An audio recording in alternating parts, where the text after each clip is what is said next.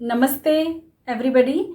I am Nishi Shehrawat Fogart, and I'm working with CBSE and Oxford University Press India. Today I am again here with some tips and strategies that can be used for storytelling. So, in our part 1 video, we discussed about the tools that how we can use storytelling as a tool. Now, today I'm going to share some tips related to the storytelling and how storytelling can be used for learning, teaching different subjects. So, the strategies used during storytelling that teaching requires powerful strategies to transmit knowledge. Storytelling is useful and emotional tool that teachers at any educational level or field of study can use to enhance the educational experiences of their students. So every story needs a direction, emotions and meanings also. So without emotional attachment or connection, I don't think कि कोई भी story बहुत success होती है. So remember that you need a character that create empathy. The hidden power of story is like science. Science by its own definition does not give us meaning. It just provides us with facts. Our lives gain meaning only when we tell our story. So now I am going to share benefits of storytelling, that how it is important. क्या फ़ायदे हैं story telling के, क्यों हम story telling अपनी class में use करते हैं. So this story telling has a strong unique benefits. Sparking a person for reading from a young age is so important for a child's development and it's fun. बहुत नई नई कहानियाँ सुना के बच्चों को पढ़ाना, उनका इंटरेस्ट गेन करना उस पर्टिकुलर सब्जेक्ट के लिए. जैसे कि मैथ्स एक ऐसा सब्जेक्ट है कि बच्चे बहुत मुश्किल से सीखते हैं. 5th क्लास तक तो कहीं ना कहीं मैनेज होता है और उसके बाद में थोड़ी सी प्रॉब्लम स्टार्ट हो जाती है. So there is a new technique that it's not new basically, हम पहले भी यूज़ करते थे, स्टोरी सम्स फॉर मैथ्स. कि जो बच्चा लिंग्विस्टिक स्मार्ट है और न्यूमरेसी स्मार्ट नहीं है तो उसको न्यूमरेसी हम लैंग्वेज के थ्रू सिखा दें. That is basically teaching maths with the help of the language. That हम लोग उसमें स्टोरी सम्स यूज़ करते थे. So this is an idea that you can use in your classroom. So through stories, children are able to learn more about life, the world and themselves.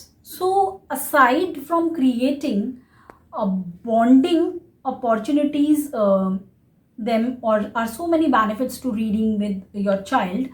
So try to बच्चों की कोशिश करिए कि बच्चे कहानी में इंटरेस्ट लें, किताबों में इंटरेस्ट लें. वो आपके बच्चों को मदद करती हैं अपने ट्रेडिशन, अपनी रूट, अपने कल्चर के साथ कनेक्ट करती हैं. So there are lots of traditional way of story telling that कितनी डिफरेंट तरह की कहानियाँ, कथाएँ, गाथाएँ हम सुनाते आ रहे हैं. आर ग्रैंड पेरेंट्स जो हमको इतनी सारी कहानियाँ सुनाते थे. तो this is a process that we are sharing a knowledge through generation to generation. किसी एक जनरेशन की कहानी आज किसी और वे में हमारे तक आ गई है, लेकिन वो ख़त्म नहीं हुई. सो ग्रैंड पेरेंट्स ने अपने ग्रैंड सन को स्टोरी सुनाई, ग्रैंड चिल्ड्रन को स्टोरी सुनाई. वो स्टोरी उन बच्चों ने अपने सिबलिंग्स को सुनाई, फिर अपने बच्चों को सुनाई. सो ये एक ऐसा प्रोसेस था जिससे कि कहानियाँ और इन्फॉर्मेशन बेसिकली हम शेयर करते चले गए. जो इन्फॉर्मेशन हमने किताबों में पढ़ी या हमारे दादा दादी ने हमको बताई, वो ऐसे ही generation to generation pass on होते चले गए. So it will help you to understand your culture, curiosity and imagination, communication, that means the language development of learners, focuses on social skills. So main purpose of this is this technique is sharing and transferring knowledge.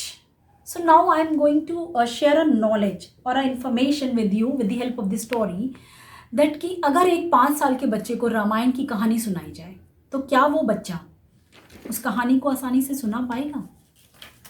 नहीं, क्योंकि उसको समझना हमारे लिए भी बहुत मुश्किल है। जब लास्ट टाइम लॉकडाउन हुआ तो वापस से महाभारत और रामायण जब हमने टीवी सीरियल्स में देखी तो तब जाके मुझे एक्चुअली समझ में आया कि ये क्या है।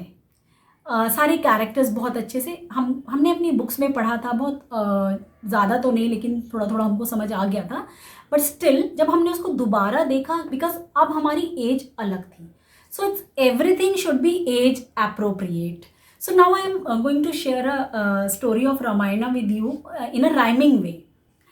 एक हुए थे राजा राम, बहुत बहुत था उनका नाम, सीता उनकी रानी थी, सुंदर बहुत सयानी थी, लक्ष्मण छोटे भैया थे, प्यारे प्यारे भैया थे, राजा का सब राज लिया, 14 वर्ष का वनवास दिया, तीनों मिलकर चलते थे, जंगल जंगल फिरते थे, रावण साधु वेश बना, सीता को ले गया चुरा, हनुमान ने पूंछ घुमा, सारी लंका दी जला, रामचंद्र ने तीर चला, रावण को दिया गिरा, सीता लाए राम छुड़ा, सीता लाए राम छुड़ा.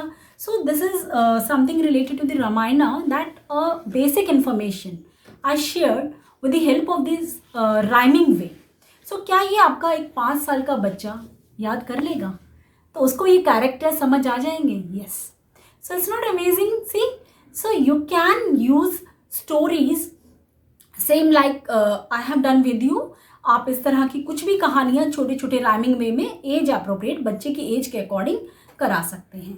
सो अपने नेक्स्ट वीडियो में मैं आपको कुछ टिप्स दूंगी स्टोरी टेलिंग से रिलेटेड, और कुछ डोंट्स भी शेयर करेंगे हम, दैट की क्या चीज़ें हमें कहानियों में करानी चाहिए और क्या चीज़ें हमको कहानियों में नहीं यूज़ करनी चाहिए. So thank you very much for listening this video. So this is the part 2 of storytelling. Now in next video, part 3, definitely I'm going to share more about storytelling. So thank you for listening. Namaste. Thank you.